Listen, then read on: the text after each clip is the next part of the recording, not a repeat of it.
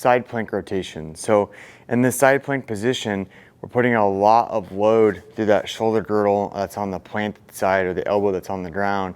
And then when we add that rotation, what we're doing is we're getting our trunk to kind of rotate around my elbow on a fixed point, which puts a little demand on my shoulder joint, puts a lot of demand on my trunk muscles. So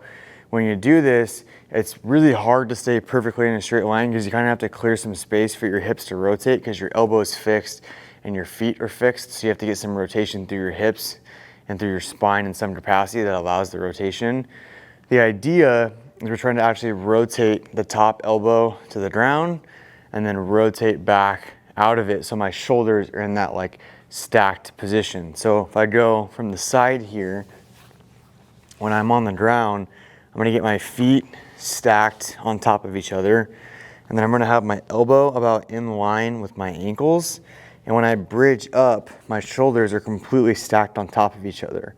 And then when I go to do the bridge, I'm gonna rotate, I'm gonna sink my hips back a little bit, but I'm trying to rotate my elbow to the ground, come back to that start position, and then go hand up top. And I like to add the hand up top cue. You don't have to do it, but it kind of, on average, it'll give people that sensation to actually push back away from the floor. Because a lot of times what we'll see for compensation patterns is people will kind of sink into the floor and then they'll just stay,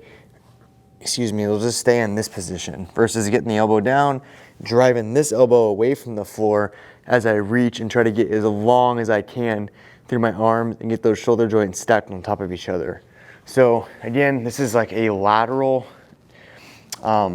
strengthening drill, so kind of hip,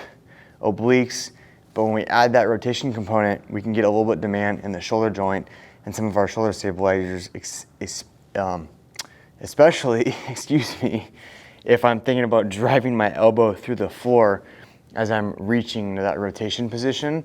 it just gets a little bit more of a demand in that shoulder joint.